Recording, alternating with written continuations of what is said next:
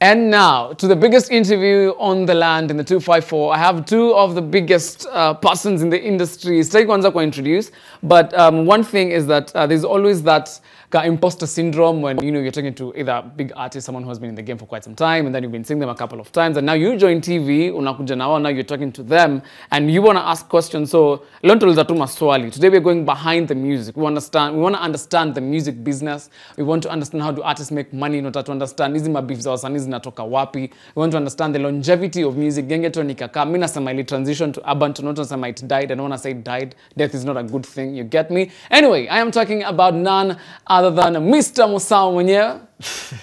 What's up? Niaje? Kupoa sana. Kofiti? Kabisa. Karibu sana. Asante, man. And the beautiful Anyiko. Thank you so much for having me. Yes. I'm so honored. We say no more imposter syndrome. Kama album ya Costa Ojwang right? Yeah. Big shout out to Costa because he was here a couple of weeks back. Nice. And he really gave us some good stuff. Yeah. Like he can understand both aspects, like music business right. and now promoting his music as well. Tuanze na Musau. How is the weekend? Yeah, the weekend ulikuwa wapi nini? It's been just work.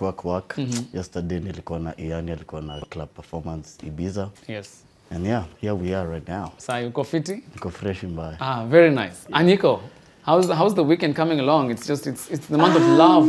Weekend is dope. Yes. Kuna event kubwa leo nimeona it sold out. I like to hear that. Like we're talking about industry issues. For sure. So when I see like a Kenyan event or an event happening is sold out, I'm like, that's something good for the industry. Yeah. You remember when you tumetoka COVID times when there were no events, yes. artists were struggling.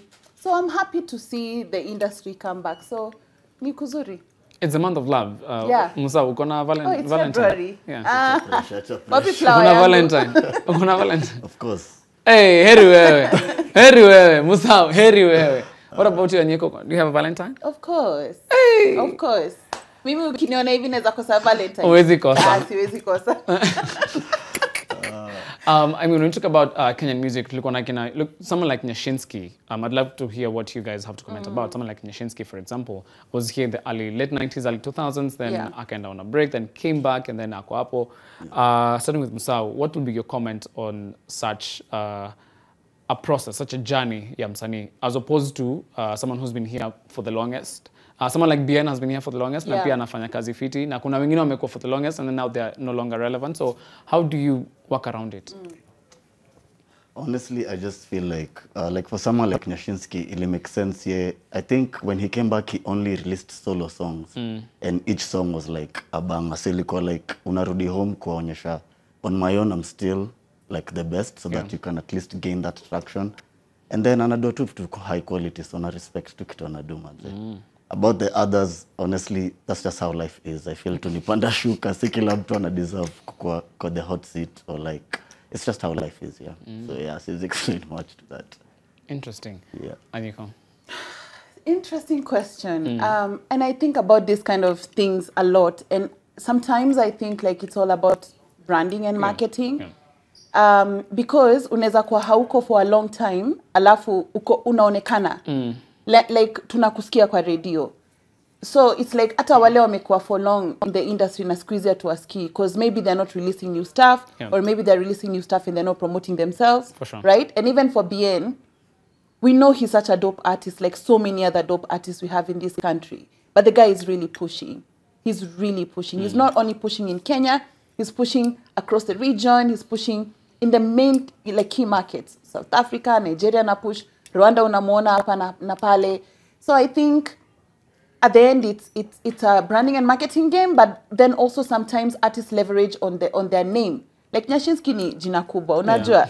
Hata mtu kama Kahush pia like you know, he was missing, then he came back, album yake ndio iko charting. So it pia ina depend. When you have a big name, sometimes you can also rely on your big name, but even some people with the big names, they still continue to push. That's why Beyonce still has PR. All right. Where does the correlation come in? You're into management big time. You're once into management, and then now you transition into PR. Yes, correct. So how do the two correlate? Well, I feel like one is not possible without the other. It has to be like a correlation. And like for someone like me, and I know many others, you have to like wear many hats. You're the PR person, you're the manager, you're the assistant, you're the like So yeah, I feel like bila management na PR kushikana, like there's no progress, because as she said, it's like branding and marketing. So if your PR is on point, that means you're always like uko tu on top, watu wanakuongelea unafanya nini. So like it's always good to be like top of mind, otherwise that's how business inapotea.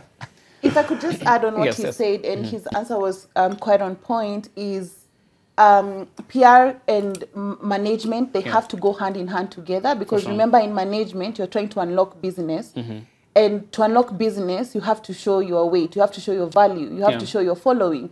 How can you show your weight, your following, your value without PR?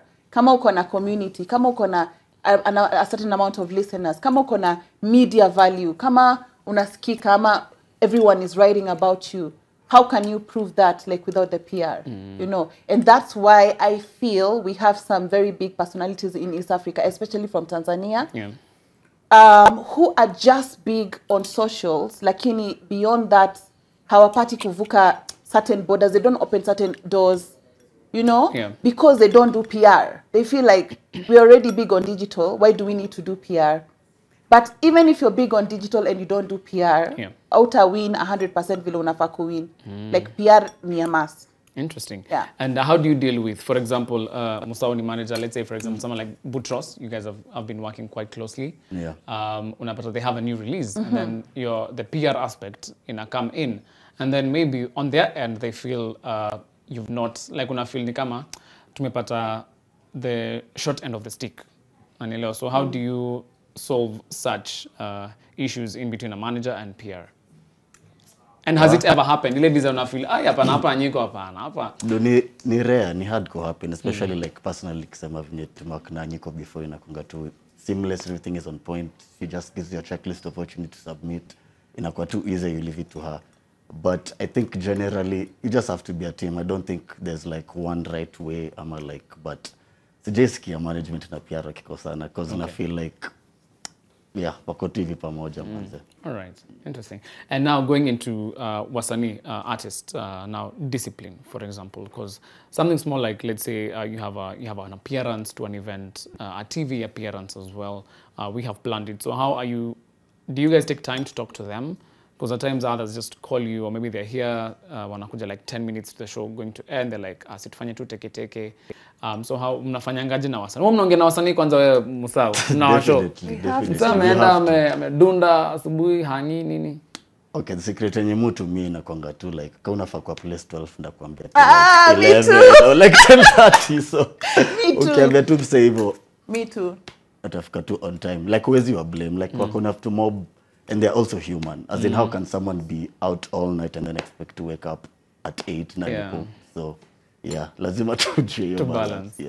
Yeah, but on top of that, I mean, I do it, and I know proper managers do it. Ni important sana pia kwa brief vizuri. Like ajue, what kind of interview am I going to? What kind of questions am I going to be asked? Si lazima ajue questions zote, but at least ama ajue at a topic, ajitayarishe kiasi. Because what I realized, like when I used to work in journalism, when I used to host a TV show, kuna artist wengi walikuwa nakuja artist mnoma. Lakini hata ajue ni mnoma hivyo. Unajua paka unamuuliza ile nyumba yako ingine hata ni kama amesahau. So that's when I started realizing those days, like, I can actually work behind the scenes and help prepare artists for interviews and stuff. So sometimes you can take certain things for granted, and even they can take certain things for granted, and we shouldn't take and they shouldn't take certain things for granted. So for instance, hata kama artist anaenda interview, like, mbona unaenda hii interview, what's the call to action? Kama hata saa hii kuna Jofesa alikuwa hapa, nilikuwa nauliza huko nyuma, I'm like, akona ngoma mpya, wakaniambia alitoa ngoma mpya jana, 31st of January. So are you coming to the interview because uko na ngoma mpya, ama uko na album mpya, ama uko na show? Unajua jusa ingine unaweza come interview, unaweza kuuliza tu some questions, unaenda tu hivi paka unasahau ulikuwa umekam kufanya nini. Yani nishasikia artist amekam interview na hata akusema ati my album is out, like ni kama alisahau. So those kind of things we have to remind them, but also we try to remind the journalists who are interviewing them, because sometimes also for the journalists you have like 10 people you're interviewing. So zine mwenyewe unasahau like who had the new EP. So it's important for the artists themselves and the manager themselves and the publicists themselves to know like sisi wote tunataka kuachieve nini na hii media tour run. Tusikuwe tunaenda media tour but you're busy talking about album ya last year ama collaboration ile kubwa na artist mwingine but not yourself. Alright. So it's very important for an artist themselves and the management to determine ni nini ndio tunauza at this particular time. So kuna mtu anasema mimi nauza a new song, I'm selling an album. Someone can also say I'm selling my brand. So this interview is not just about my album, it's just about me. Story yangu, kwenye nilitoka, where I want to go, where I want to take the industry, vile nataka ku change industry, vile nataka ku inspire other artists wa kuwa na collaborate. So it can be more than that. Na vitu kama hizo Publicist anafaa pia come up na hizo ideas, talking points, ashare na artists. Yeah. Pia kwa hapo sele interview ina happen. Ukisikia interview inaendelea na iendelee poa, kukiwa na break unakuja na mwambie, hey, usisahau kuplug hii. Oh yes. Yeah, so that's important. Interesting. The fact that so wasanii wasikuja peke yao for interviews, I mean that's very, very important, especially now on our end. Trust me, that's a very, very good pointer. Musau, yeah, both of you all have now been part of groups management, AD Family and once Sauti Sol. Yes. You know, ikoaje as opposed to, first of all, how was it with Sauti Sol starting off? It was great. It was great. I mean, it was great, but it was hard work, right? Like and difficult. It took a lot of years for Sauti Sol to break big, and I'm so proud to see them now, to see Bien, to see everyone do their thing. Savara Owoko and Achille, Chimano Owoko, Fancy, you know, like building that brand and then building the individual brands. Ilikuwa kazi nyingi sana. A lot of ups and downs. A lot of people telling you you're not gonna make it. But also a lot of support from the fans, from the media people. Yeah. So ilikuwa a lot. Alafu, like when you're growing a brand, not a bland. Jeez. When you're growing a brand. Yes, not a blunt. Yeah. Yeah, just to get it clear. There's so much hard work you need to do. You need to really, I always say to get your hands dirty. Yes. You won't be like, oh, now I'm only manager and only publicist. Like when you're starting off, and Musau will tell you because I've seen how hard he's worked with AD Family and Boutros. When you're starting out, you have to do everything. Utapata, at some point, you're the stylist, you're the publicist, you're the producer of the video, you're the one like doing makeup for people. Like the first videos for Sauti Sol, nilikuwa na come na my friends with my clothes, with my jewelry zenye nimechukua from my sisters, and my makeup, because we couldn't afford to get all these things. How long ago was that? Ay, how many years back? Kitambo. That's Kitambo. It's like 15 years ago. Damn. So, Namusa, unafanya the same thing for AD Family. You see, kwa workaholic buda. That's the whole point. Because like I feel like you did the same things, right? Yeah, because if you don't do it, and then there's this thing about kukua like perfectionist. Kasi wa unaifanya, utakuwa like satisfied. So inabidi too, like you have to do everything. Because I feel the thing I also made me do that is like, you know how you have to understand everyone's shoes. So unatembea kwa PR like, oh, this is what you guys go through. You go like this. So by the time like umeanza kupatiana maybe hizo roles and stuff, you go like, you know how hard it takes to do this. So like also on the other side, you go like, ikazi nikikupatia pia ujue like lazima uchangamke. So yeah, it's a good balance to right. say. Na hatunangi take green siku hizi. Take green yuko ni vile tu like, how do I put this? Life happens, people change, people have different visions. Like for him, it's just like doing business with his family and stuff. And then I don't know, like recently kuna ngoma nataka kutoa, amekuwa kirudi back to the studio. There's this like whole sharp energy that's coming back, which I like. So I'm sure mtamsikia very soon. But si ati alienda sijui wapi ama tuliko sana. It's like, you know how do I put this? Tulianza kurealize unachikiuke sababu kitu kwa keja mse. Mkikuwa wase waine umse like atawapea tu maji, right? But if like you're alone, umse atatoa juice, atatoa like sandwich. So it's like, it's just to say like when you're a crew, there's so much logistics. Yeah, for sure. Yeah, So we were like, you know what, let's try like do individual stuff. Ndio kwache kona hiyo like, oh mkosijua sangapi, logistics. Wow. And then ikakuwa tu mwenye alipick ndio tunampatia all our energy, which was Boutros. So like tuko na label, tuko na nini. So yeah, we fund him, he funds us. Like it's just a whole team. Ndio tu ameenda behind the scenes too.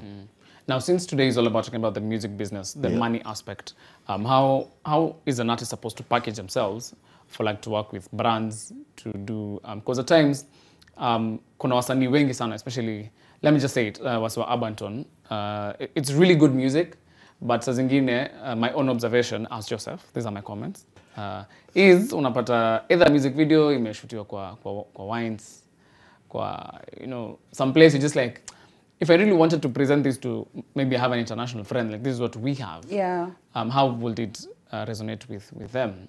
You know, so how are you able to package an artist in the sense that this video can be played? You look at the song like Sauti Sol with Yemi Alade, Africa. Yo ngoma, up to if you play it now, useme imetoka last month, someone who doesn't know, atasema, oh, okay, fine, it's a good song. So how are we able to package our artists in the sense that they can work with brands, muziki yao pia iko na longevity, 5 years down the line still relevant. So how are we able to do that? I don't know. The thing about like packaging, like Kako example, natumia like for urban tone, you see like there's two sides to the coin, right? Yes. Coin kuna side mbili. So kuna like hiyo organicness na like rawness yenye huo mtu yana shoot hapo nje ya kwao, like dunia ina evolve. How need like could do much at ndio udo, but like sir, if you're trying to level up, saka to like international level. So like for putting all our top artists like this, like boom, boom, boom. So like wana simama wapi. So the more una realize, okay, so na need kutoka level ya street, sa maybe na need to kuendelea kusafisha. Because the more unasafisha, the more bag inakam na get. So awatoi, wezi wa blame, wameanza juzi, hizo vitu alajua ula get. But I'm sure the more wana get, dot unaweza notice kwa hizi videos zao mpya. Like kuna, there's some sort of change ina happen. Creativity could be better always, because na hatingiwa sawa Kenya na yotu mnasimama hivi line alafu to like video la shootio like. So yeah, I think creativity ndio kitu tu ina lack, but everything else too iko tu sawa. All right. It's a work in progress. Anyiko? Vile amesema. Hivyo tu. Huna mengine ya kuongeza? I think ni important kujijua like as an artist ama as an industry. Yes. Kama uko kwa industry ya hip hop, kama uko kwa industry ya R&B, kama uko kwa industry ya Abanton, what are the standards for the industry you have set? Yes. Like he said, if that's the standard, fine. Yeah. But kama unataka kulevel up, unataka video yako iplay kwa Trace Muziki, unataka video yako iplay kwa MTV, ukiwatch hizo videos, do they look like this? Some not. So ni vizuri kuangalia na kuiga and to see what are the standards out there. So if you want to get on a platform, hata Wasafi TV tuseme, ukiangalia videos zinashootiwa from Tanzania, you're like, quality. You know, so it's all about how far do you want to go. Yeah. But then it's not always just about the money. I think the creativity is a big thing. Like there's this song by Kina Mario, inaitwa? Oh, Mario. Nairobi, yeah, Nairobi, yes. What's the song he shot here with Kina Saru? Nini. Piga statue, yes. That's a very good example of like an abandoned song that has been shot locally with just the local same dancers, local artists, but creativity. And the quality. Top notch. Unaona, mtu mwingine anaweza shoot tu hivyo same isikae poa. But because walileta tu na choreography poa, styling poa, dance poa sana, yani ukiona kidance you want to also dance. Yeah. So it can show you like there's value in being authentic, right? Yes. Like there's so much value in our like local genres like Abanton, Gengeton, like ni poa sana. There's nothing else like that. So if you can just take that and put in your creativity and refine it. Alafu fanya tu hivyo, tokeni tu nje. Hata wacheni hizi shoots sijui wapi, enda tu kwa streets, enda tu kwa Nairobi City. Yes. I think that one is what we need to take international.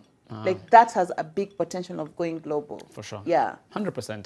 Now, I understand we have some photos of you, Musau, na Butros. Some TBT. Are the photos ready? Dead. Yeah, ni mmoja. Ndio hiyo. You'll have a look at it. Hapo ndio tuko kwa street inaka please, yeah, exactly, careful, now we can see it better. Where was that? How many years ago mwaka gani umekumbuka? Nika like I think 9 years ago or something, and it was like at a place State House Pasel Konganenda. It's like a creative place. I don't know, I forgot. Lavalate. Not Lavalate, the other one that people used to like, on a rooftop. Oh, Power 254. Yeah, Power 254. Power 254 imejenga watu sana. Like hadi hizo school nilikuwa na rap bado, like that's so crazy.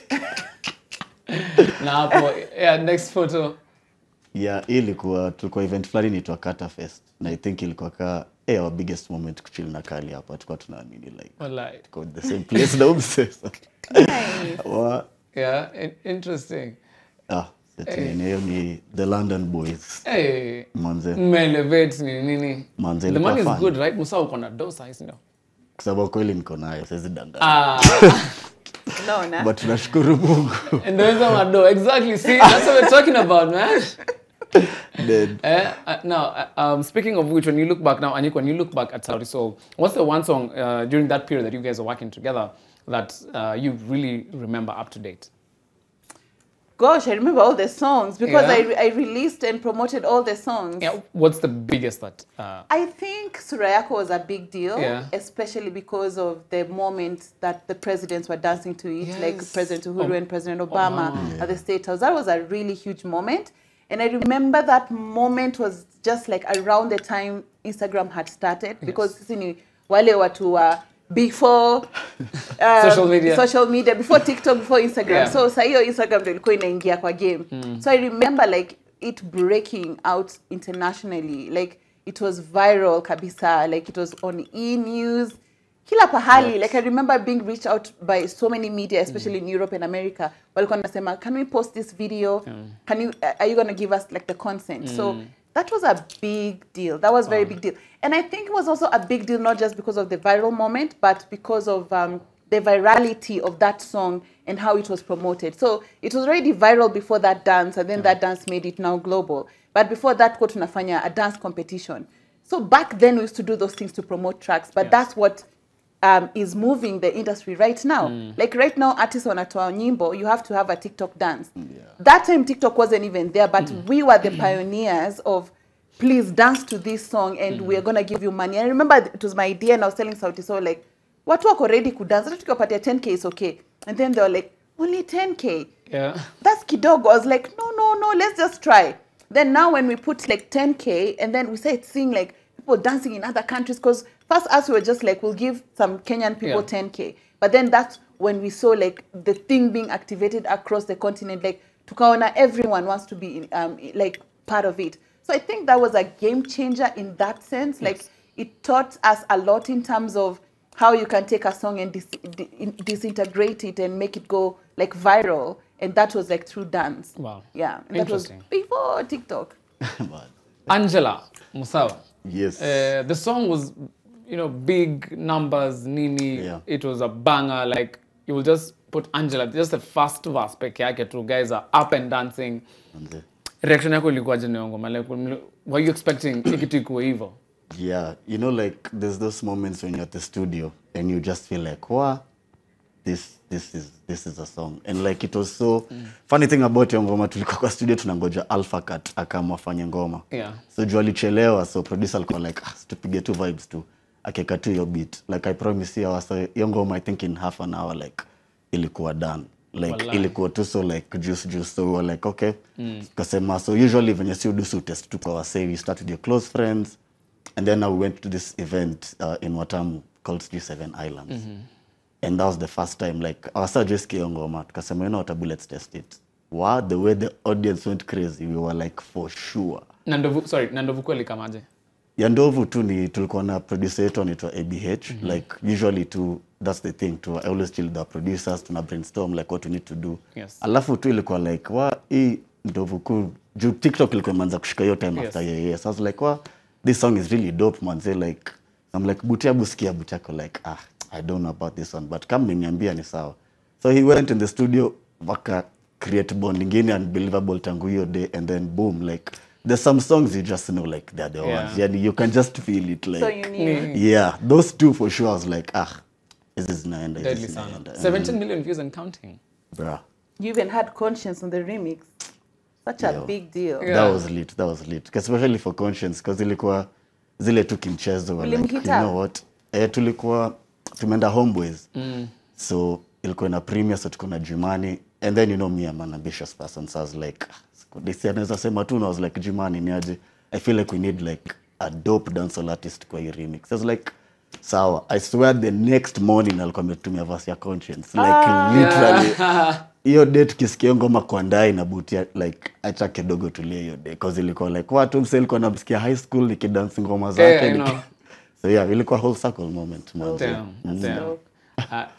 for a moment, I feel like Anyiko is my co-host because she's done TV before. We're like interviewing Musau, right? Yeah. It's so interesting. Yeah. This whole interview is a vibe. Yeah, it is. Honestly. Yeah. It's quite reminiscing, and then for me, it's quite an honor to have you guys, and I really want to, but it was a parting shot because I mean, so much work goes into it. For example, yesterday we had Nation High Education and Skills Expo. Yeah. Tukasema wasanii wakam to just like local artists. Was that hatujui wakakam, and trust me, there's so much raw talent. But now for me, I saw there was one challenge. Okay. Everyone wants, they know me, they want to come on TV, they want to come on radio, they want to come on TV, they want to come on radio, they want to do this. So what is that is your camera 3. I'll start with Anyiko, then Musau. Please tell them, what do they need to do? This one? Yes, briefly. So first of all, don't give up. Do not give up. You need to continue working very hard. It's like a flower. You have to keep flowering your plant. Lazima unakuja unapalilia. So it's not just about coming to NTV or seeing a popular person and running to them, but it's about what also you can showcase. So spend a lot of your time working on your craft, making it better and using the available tools and networks around you to present yourself. So once you come to the interview, you're like, ata nilisha post videos kadhaa TikTok, they went viral. Or I have some of my songs on SoundCloud. As Jakwa recorded well, una present ya Musau anasema, okay, sawa. So I think that's what it is. Like, find what you can find around you to use it to showcase your art. Yeah. Interesting. Don't give up. Musau, washo. Show vijana wa dunini ndio. Unaweza mado Butros alikuwa ameshika. Okay, like first of all, like what she just said, I feel like always give up. And then kama parents wako wapendi hiyo kitu, shukuru. Like you have to go through all this. Baada ya dhiki faraja basically, right? Yeah. So like lazima uende radio, wambo yongo yako ni trash. Uende place like kuwa positive, like attitude of gratitude. Anything mbaya na kwa peni unafaa kuwa like nice. It's like I'm one step closer to like paradise, right? And then consistency na kujiamini. I remember like when we were starting, because tulikuwa tunafanya hiyo event inaitwa Sharp Night. So kuna time tulikuwa miss Kabuti, and then we're just chatting, and then we're like, tutafikiaje kina Kali na Octo? The only way kuwafikia ilikuwa kuwork double than they are, because how is Kali anatoa video every month na sindo tuko hapa chini na tutoi video kama every month. So we decided to like 2 videos, like kitu moja sasa tutatoa 2. So ukinotice hata wakadinali, I don't think there's any month they've never dropped not missed. So be consistent, ujiamini, take hizo L, hizo ndo zitakujenga. Na honestly, like there's no one else who will believe in yourself than yourself. So hizo maskio, yeah, be blind to, and everything will work out well. Yeah. Interesting. And you guys, thank you so much for giving your flowers, being part of Sauti Sol, AD family, Butros, to name but a few. And I mean, you guys, meshkilia industry to give you. Thank you so much for giving us good stuff. And for flying our Kenyan flag high, unacheki. Thank you. So, and welcome again and again and again. Mkiwa na mziki, Butros. But let me tell you, one of the best interviews I've ever done has to be from Butros. Oh yeah? Wow. Very well detailed. Like unaweza muona. He's so smart, because I also had him on my podcast. Yeah. Oh my God. And he's such a great storyteller.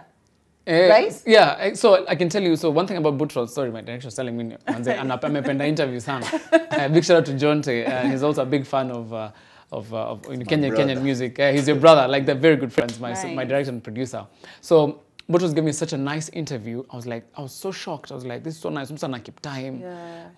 You know, those 2 small credentials, come here with this and that. He has everything. He's so professional. Yeah, very professional. As opposed to, anyway, tunasumbuana too, but all the same, thank you so much once again. We don't want to mention, thank please. You for having us. Yeah, and this conversation is Ishiapa. We shall be having this conversation more and more. This is Training Public on NTV. The other side of studio, we have the DJ Rick Morton.